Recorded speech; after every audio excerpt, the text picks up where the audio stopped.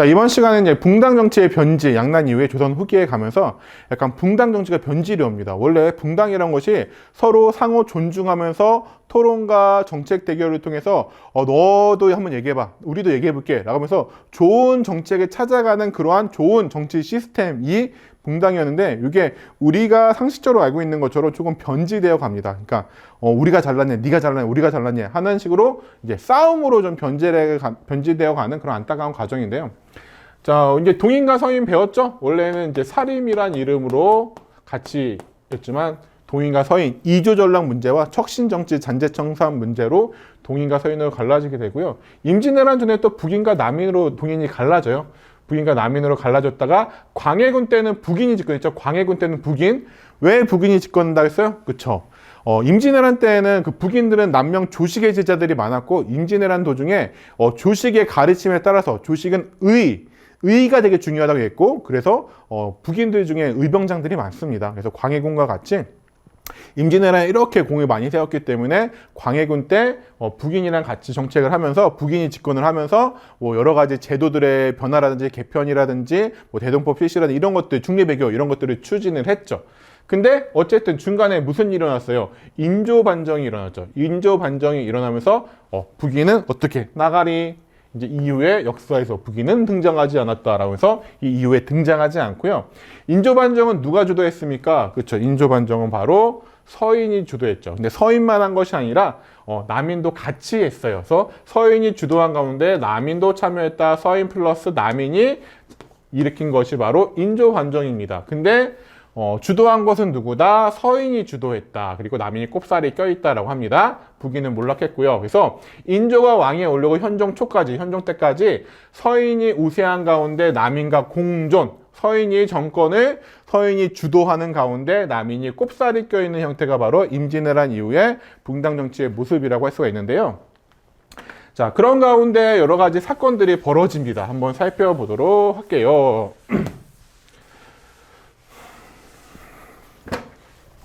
자, 예속 논쟁이란 게 발생하는데요. 예속 논쟁이란 것이 발생하게 되는데, 이건 뭔지 한번 살펴보도록 할게요. 효종의 사망 후 예속 논쟁은 두 번이 있어요. 1차 예송과 2차 예송 두 번이 있는데, 이게 1차가 기해년에 있었다 해서 기해 예송, 2차가 갑인년에 있었다 해서 갑인 예송인데요. 자, 이 문제는 효종 때문에, 자, 인조에게는 아들이 둘이 있었습니다. 첫째 아들인 소현세자가 있었고요. 둘째 아들이 복림대군인데요. 이 사람이 바로 효종입니다. 그리고 이제 효종의 아들이 현종이고요. 자, 이렇게 되는데, 현종 때죠. 지금 현종 때. 다 이거는 현종 때 일어난 일입니다. 소현세자, 효종은요, 소현세자가 복림대군요, 병자호란에 패한 다음에 청나라의 인질로 끌려갑니다. 그리고 나중에 이제 돌아오게 되는데요. 소현세자도 복림대군도 처음에 청나라에 끌려갈 때는 이를 박박 끌고 갔겠죠. 이 망할 놈이 이 오랑캐 놈들 하고 끌려갔지만, 거기에 청나라의 수도에 도착한 소현세자는 생각이 바뀝니다. 우리가 오랑캐라고 무시했던 청나라에 이미 서양의 문물들이 많이 들어와 있으면서 놀라울 정도로 발전해 있었던 거죠. 그래서 소현세자는 아무리 오랑캐라지만 이들의 이 문물, 우수한 문물들을 우리가 본받아서 받아들인다면 조선도 많은 발전을 이룰 수 있겠구나라는 생각을 하게 돼요. 특히나 당시에 청나라에 들어있던 아담샤알이라고 하는 천주교 신부를 만나면서 여러 가지 이야기를 나누고, 귀국할 때 아담샤알이 전해줬던 여러 가지 진귀한 서양 문물들을 가지고 돌아옵니다. 근데 그 이야기들은 특히 소현세자는 그 청나라에 머물면서 여러 가지 무역들을 하거든요. 청나라 조선과의 무역을 하면서 좀 돈을 많이 챙겨요. 아무래도 당시에 이제 소현세자와 복림대군이 머물렀던 그 청나라의 자택은 몇백 명 조선인들이 같이 있었다고 해요. 아무래도 그런 것들을 이제 사람들을 먹여 살리려다 보니까 여러 가지 경제 활동들을 하게 되는데, 이런 것들을 되게 인조는 탐탁치 않게 생각했다고 해요. 이미 소문이 소현세자가 이미 너무 청나라 편에 붙었는데요, 이런 소문이 인조에게 들어가 있는 상황이었고, 인조는 밤마다 그 청나라 태종 앞에서 그 삼전도 지금의 잠시 롯데월드 앞에 나가갖고 3번 절하고 앞번 머리 박아있던 기억이 불현듯 떠오르는데, 아들이 청나라랑 친하게 지낸다라고 하니까 되게 불만이 많았겠죠. 그래서 소현세자가 귀국하고 나서는 죽어요. 의문의 죽음, 뭔가 그 실록에도 정확하게 기록들이 나와 있는데요. 뭐 독살을 당했다라고 나와 있지는 않지만 그 모습들, 죽었을 당시의 모습들이 어쨌든 약간 독살당한 사람과 흡사하다라는 그런 기록들이 남아 있고요. 어쨌든 소현세자가 그렇게 죽었기 때문에 누가 죽였는지는 모르지만 많은 사람들이 아마 아빠인 인조가 죽이지 않았을까라고 추측을 하고 있죠. 효종이 왕에 오릅니다. 효종이 왕에 오르게 됩니다. 둘째 아들이죠. 그리고 효종이 죽은 다음에 현종이 왕에 오르는데, 자, 현종이 왕에 올랐죠. 누가 죽었기 때문에? 효종이 죽었기 때문에 현종이 왕에 올랐어요. 근데 인조의 계비, 효종에는 새엄마인 조대비가 살아있어요. 조대비, 자의대비라고도 하고, 여긴 자의대비라고 있으니까 자의대비라고 쓸게요.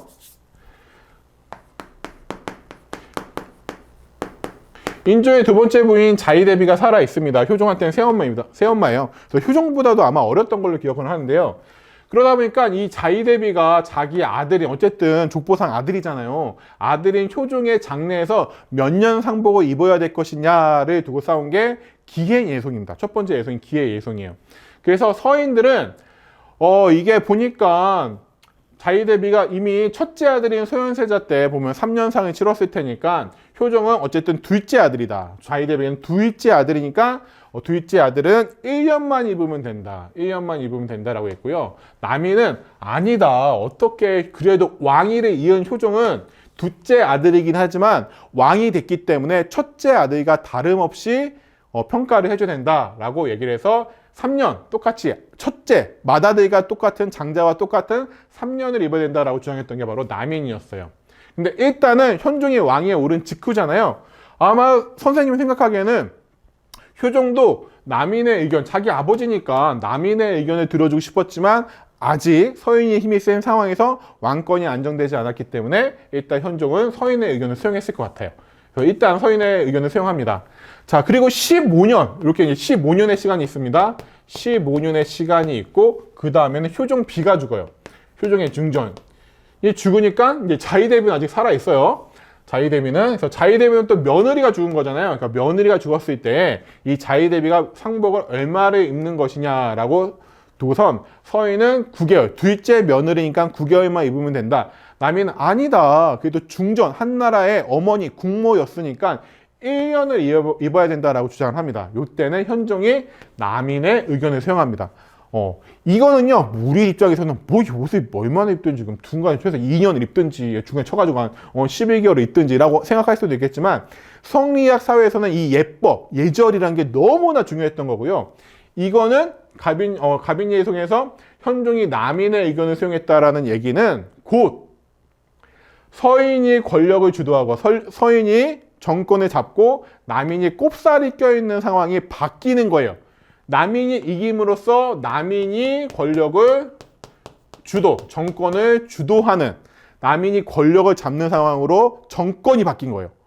그런 중요한 사건이고요. 근데 이게 깊이 들어가면 이런 겁니다. 서인의 입장과 남인의 입장이 다른 거예요. 서인은 왕실도 사대부와 같은 예법을 적용해. 왕실이나 양반이나 똑같다. 왕이나 나나 우리가 인조 우리가 만들어줬잖아. 니네나 우리랑 똑같아. 어떻게 다르려고 그래. 라는 거고, 남인의 입장은 왕실과 사대부, 그래도 왕이니까 특별하지. 이거 교과서에 있는 건데요. 자, 이게 서인의 입장이죠. 천하의 모든 사람에게 동일한 예를 적용해야 합니다. 국왕인 효종도 예외가 될 수 없습니다. 서인의 이거. 야, 우리가 신하지만 너랑 배반 다를 거 없어. 그러니까 쉽게 서인들은 왕이나 우리나 똑같지라고 약간 왕을 좀 깔아뭉개려는 입장인 거예요. 남인은요, 효종께서는 왕위를 계승한 이 나라의 국왕이다. 둘째 아들이지만 왕이 됐으면은 정통성이 있는 거고, 그러면 첫째 아들이나 다름이 없다라는 거예요. 그러니까 특별하다. 왕은 스페셜, 특별하다라고 얘기하는 거예요. 일반 양반과 똑같이 할 수 없다라고 얘기하는 겁니다. 왕의 입장에서는 당연히 남인이 더 기분이 좋겠죠. 남인의 말을 듣고 싶겠죠. 하지만 서인들은 그렇게 왕을 대우해 줄 생각이 없어요. 왜냐하면 권력은 신하, 서인들 자기네가 갖고 있다라고 생각하기 때문에 그렇죠. 이 만화도 잘 기억을 해두시면 좋을 것 같습니다. 이게 바로 이제 1차, 2차 예송이 되겠고요. 예송, 예법 가지고 싸웠기 때문에 이제 예송이라고 부릅니다. 자, 그 다음에는요. 자, 환국이란 게 있습니다. 아까 그 현종의 아들이 숙종이에요. 현종의 아들이 이제 숙종인데요. 주로 요 사건들은 이제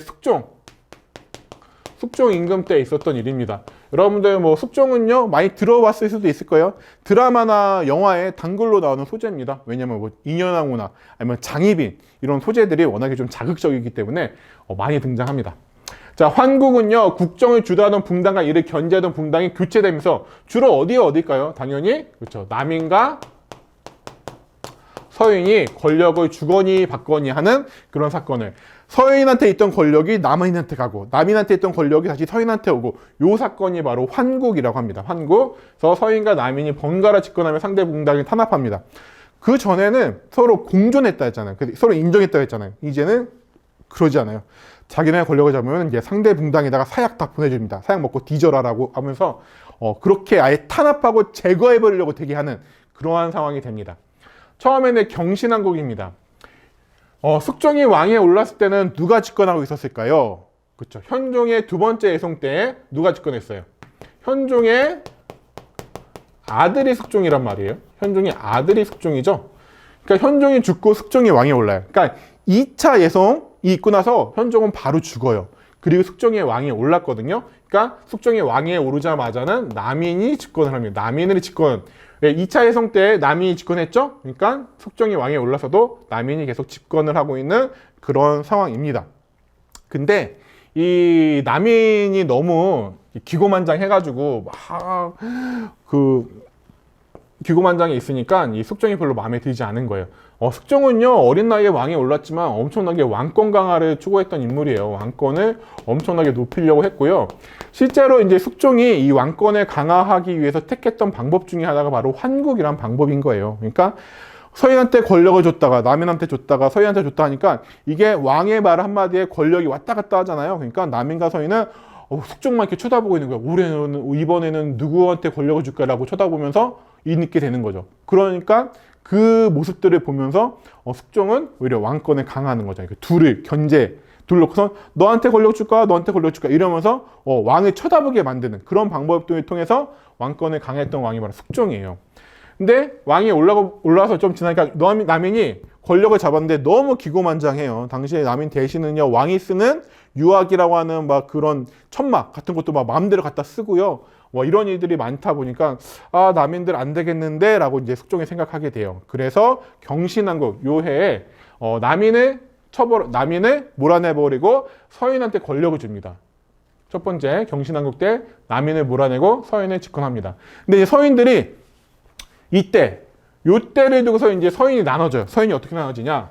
서인이 들어본 친구들도 있을 텐데 노론과 소론으로 갈라집니다. 서인들은요 2차 예송 때 남인들이 집권했잖아요. 기가 막힌 거예요. 인조반일 때 꼽살이 껴줬더니 우리가 정말 잘 챙겨주고 같이 권력 어쨌든 정치에 참여해준 것도 감사하게 여겨야 되는데 감히 남인 너네가 우리 서인을 제끼고 니네가 권력을 잡아?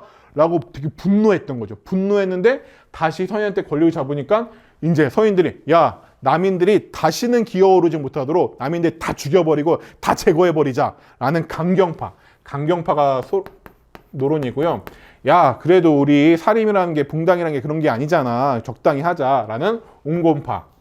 그러니까 남인에 대한 강경파, 남인들 다 제거해버리자라는 강경파가 노론이고요. 적당히 하자라는 파가 바로 옹곤파가 되겠습니다. 그래서 남인 처벌을 두고선 노론과 소론으로 서인이 이렇게 나눠진다라는 거고요. 그랬다가 나중에 이제 또 기사왕국이 벌어집니다. 숙종이요. 서인한테 있던 권력을 다시 남인에게 줘요. 요때 등장하는 인물이 바로 장희빈입니다. 장희빈 장씨. 인현왕으로 폐위시키고 희빈 장씨가 나중에 이제 중정까지 오르게 되죠.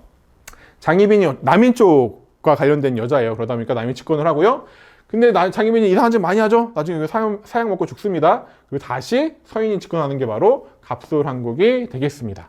그래서 황국을 거치면서 이제 무슨 일이 벌어집니까? 일당 전제화라는 게 등장합니다. 일당.